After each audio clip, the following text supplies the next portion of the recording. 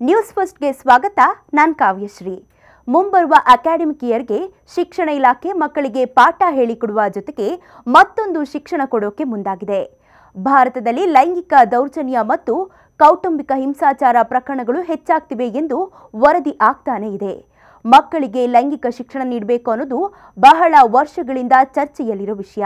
ಈಗ ಶಿಕ್ಷಣ ಇಲಾಖೆ ಮಕ್ಕಳಿಗೆ ಲೈಂಗಿಕ ಶಿಕ್ಷಣ ಅನುಷ್ಠಾನಕ್ಕೆ ತರಲು ಮುಂದಾಗಿದೆ. 2025-26ನೇ ಸಾಲಿನಿಂದ ರಾಜ್ಯದ ಶಾಲೆಗಳಲ್ಲಿ ನೈತಿಕ ಶಿಕ್ಷಣ ಕಡ್ಡಾಯ ಮಾಡಲು ಇಲಾಖೆ ತಯಾರಿ ಮಾಡಿಕೊಂಡಿದೆ. ಇದರ ಅಡಿಯಲ್ಲಿ ಪ್ರೌಢಶಾಲೆ ವಿದ್ಯಾರ್ಥಿಗಳಿಗೆ ಲೈಂಗಿಕ ಶಿಕ್ಷಣ ನೀಡಲು ಇಲಾಖೆ ಮುಂದಾಗಿದೆ. ವಾರಕ್ಕೆ 2 ದಿನ ಮಕ್ಕಳಿಗೆ ಲೈಂಗಿಕ ಶಿಕ್ಷಣದ ಕುರಿತು ತರಗತಿ ನಡೆಸಲು ಸರ್ಕಾರ ನಿರ್ಧರಿಸಿದೆ. ಹಾರ್ಮೋನ್ಗಳ ಬದಲಾವಣೆ ಮಾತ್ರವಲ್ಲದೆ ಹೆಣ್ಮಕ್ಳು ಅನುಭವಿಸುವ ಸಮಸ್ಯೆ ಬಗ್ಗೆಯೂ ಶಿಕ್ಷಣ ನೀಡಲಾಗುತ್ತೆ. ಅಂದಹಾಗೆ ಈ ಶಿಕ್ಷಣದಿಂದ ಆಗೋ ಲಾಭವೇನು ಅಂತ ನೋಡೋದಾದ್ರೆ, ಮಕ್ಕಳಿಗೆ ಇರುವ ತಪ್ಪು ಕಲ್ಪನೆಯನ್ನ ಹೋಗಲಾಡಿಸಲು ಲೈಂಗಿಕ ಶಿಕ್ಷಣದ ಅವಶ್ಯಕತೆ ಇದೆ. ಹದಿಹರೆಯದಲ್ಲಿ ಗರ್ಭಧಾರಣೆ ಆದರೆ ಅಂತಹ ಸಮಯದಲ್ಲಿ ಆಗುವ ಕಷ್ಟ ಸವಾಲುಗಳ ಬಗ್ಗೆ ತಿಳಿಸಬೇಕು. ಮಕ್ಕಳಿಗೆ ಮುಖ್ಯವಾಗಿ ಗುಡ್ ಅಂಡ್ ಬ್ಯಾಡ್ ಟಚ್ ನಡುವಿನ ವ್ಯತ್ಯಾಸ ಕಲಿಯೋದು ಅವಶ್ಯಕವಾಗಿದೆ. ಜೊತೆಗೆ ಲೈಂಗಿಕ ನಿಂದನೆ ಅಥವಾ ಹಿಂಸೆಗೆ ಬಲಿಯಾಗದಂತೆ ಮಕ್ಕಳ ರಕ್ಷಣೆ ಬಗ್ಗೆ ತಿಳಿಸಿಕೊಡಲಾಗುತ್ತೆ.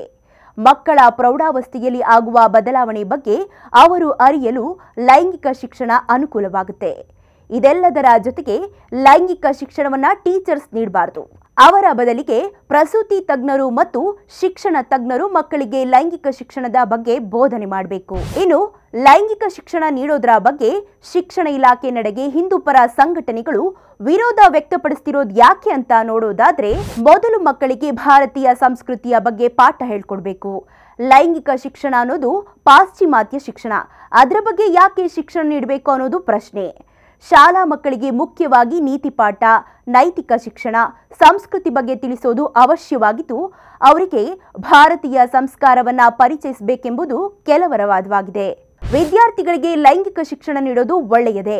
ಯಾಕಂದ್ರೆ ಗುಡ್ ಅಂಡ್ ಬ್ಯಾಡ್ ಟಚ್ ಬಗ್ಗೆ ಮಕ್ಕಳಿಗೆ ಈಗಲಿಂದಲೇ ಗೊತ್ತಿದ್ರೆ ಮುಂದೆ ಬರೋ ಸಮಸ್ಯೆಯನ್ನ ಅವರೇ ಸಮರ್ಥವಾಗಿ ಎದುರಿಸ್ತಾರೆ ಅನ್ನೋದು ಹಲವರ ವಾದ. ಸ್ಪೆಷಲ್ ಸುದ್ದಿಗಾಗಿ ನೋಡ್ತಾ ಇರಿ ನ್ಯೂಸ್ ಫಸ್ಟ್, ನಿರ್ಭೀತಿಯಿಂದ ನಿಮ್ಮ ಪರವಾಗಿ.